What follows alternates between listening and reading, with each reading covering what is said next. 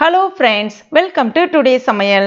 இன்னைக்கு நம்ம டுடே சமையல்ல ரோட்டுக்கடை சுண்டல் மசாலா எப்படி செய்யறதுன்னு பார்க்கலாம். இது சாப்பிட்றதுக்கு ரொம்பவே சுவை சூப்பராக இருக்கும். மாலை நேர ஸ்நாக்ஸ் ரெசிபியாக சாப்பிடும்போது ரொம்பவே அட்டகாசமாக இருக்கும். இப்போவும் பீச் பக்கம் போனோம் அப்படின்னா இதை மிஸ் பண்ணாமல் சாப்பிட்றவங்க நிறைய பேர் இருப்பீங்க. இப்போ இதை நம்ம எப்படி செய்யறதுன்னு பார்க்கலாம். அதற்கு நான் இன்னைக்கு வெள்ளை பட்டாணி 200 கிராம் அளவுக்கு எடுத்திருக்கேன். அதாவது காய்ந்த வெள்ளை பட்டாணி எடுத்திருக்கேன். நீங்கள் இதற்கு பதிலாக காய்ந்த பச்சை பட்டாணி கூட நீங்கள் பயன்படுத்தலாம். மேக்ஸிமம் அந்த ரோட்டு ஓரங்களில் இருக்கக்கூடிய அந்த வண்டி கடையில் பார்த்தீங்கன்னா வெள்ளை பட்டாணி தான் பயன்படுத்துவாங்க. அதனால் நான் வெள்ளை பட்டாணியே பயன்படுத்தியிருக்கேன். இது ஒரு முறை கழுவிட்டு தேவையான அளவுக்கு தண்ணி சேர்த்துட்டு 8 மணி நேரம் ஊற வச்சு எடுத்து வச்சுருக்கேன். இப்போ நீங்கள் சாயந்தரம் செய்ய போகிறீங்க அப்படின்னா காலை நேரங்களில் ஒரு 8 மணிக்கு ஊற வச்சிங்கன்னா போதும்.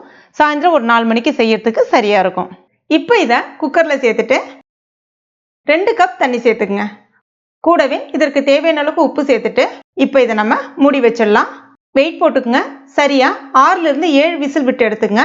அப்போதான் அந்த பட்டாணி நல்ல பூக்க வெந்திருக்கும். இப்போ இது இருக்கட்டும். இது வேகிறதுக்குள்ள நம்ம இதுக்கு ஒரு மசாலா ஒன்று ரெடி பண்ணிக்கலாம். அதுக்கு முதல்ல ஒரு மிக்சி ஜாரில் 1/2 டீஸ்பூன் சோம்பு, ஒரு மீடியம் சைஸ் பெரிய வெங்காயம் கட் பண்ணிட்டு சேர்த்துக்குங்க. இந்த சைஸில் 2 துண்டு இஞ்சி, 5 பல்லு பூண்டு, 2 பச்சை மிளகாய், கடைசியாக நல்ல பெரிய தக்காளி பழம் கட் பண்ணிவிட்டு சேர்த்துக்கலாம். தண்ணி எதுவும் சேர்க்காம நல்லா நைஸாக அரைச்சி எடுத்துக்கோங்க. இப்போ பாருங்கள், இந்த மாதிரி அரைச்சி எடுத்துக்கணும். இது அப்படியே ஒரு வாரம் இருக்கட்டும்.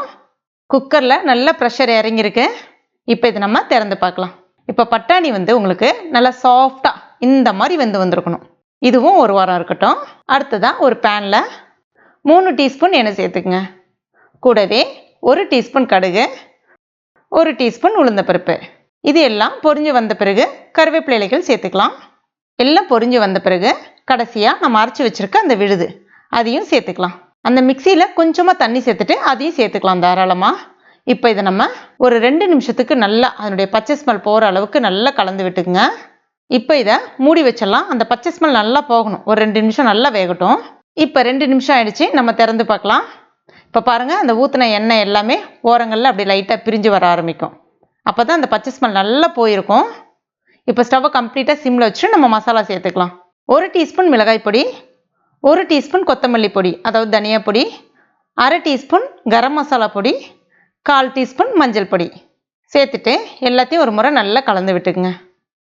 அடுத்ததாக நம்ம ரெடி பண்ணி வச்சுருந்தோம்ல அந்த பட்டாணி, அதில் அந்த தண்ணி இருக்கும் பாருங்கள். அந்த தண்ணி நம்ம வேஸ்ட் பண்ண வேணாம். அந்த தண்ணி இது கூட சேர்த்துக்கலாம். பட்டாணி சேர்க்க வேணாம், தண்ணி மட்டும் சேர்த்தா போதும். கூடவே மறுபடியும் கொஞ்சம் தண்ணி சேர்க்கணும். இது ஸ்டார்டிங்கில் நம்ம தண்ணி கொஞ்சம் நிறைய ஊற்றணும். பட்டாணி சேர்த்த பிறகு கொஞ்சம் உங்களுக்கு நல்லா திக்காக மாறி வரும். அதனால் தேவையான அளவுக்கு தண்ணி சேர்த்துங்க இந்த இடத்துல.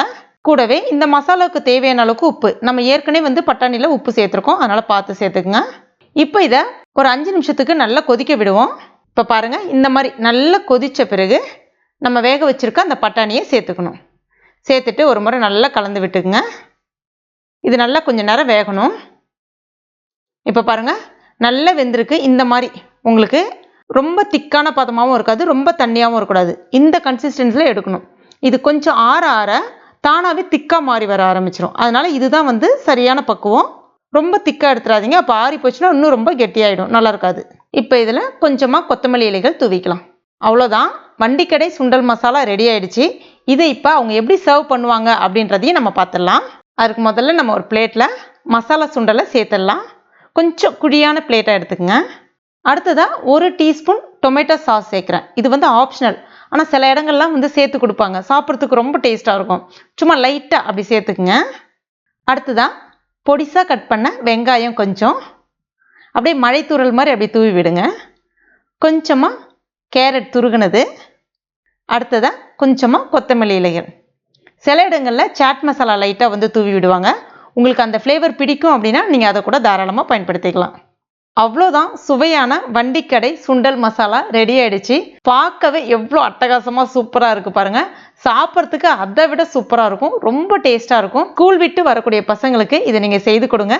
நம்ம வீட்டிலேயே நம்ம செய்யறதுனால ஆரோக்கியமாகவும் இருக்கும், சுவையும் கூடுதலாக இருக்கும். கண்டிப்பாக ட்ரை பண்ணி பாருங்கள். சாப்பிட்றதுக்கு ரொம்பவே சூப்பராக இருக்கும். ட்ரை பண்ணிவிட்டு மறக்காமல் எனக்கு கமெண்ட் பண்ணுங்கள். இந்த வீடியோ உங்களுக்கு பிடிச்சிருந்தா லைக் பண்ணுங்க, உங்க நண்பர்கள் மற்றும் ஃபேமிலி மெம்பர்ஸ் கூட மறக்காம ஷேர் பண்ணுங்க. மேலும் இது போன்ற டேஸ்டி ரெசிபிகளுக்கு நம்ம டுடே சமையல் இது வரைக்கும் நீங்க சப்ஸ்கிரைப் பண்ணலனா உடனே சப்ஸ்கிரைப் பண்ணீங்க. கூடவே மறக்காம அந்த பெல் நோட்டிஃபிகேஷன் சிம்பலையும் பிரஸ் பண்ணுங்க. Thank you.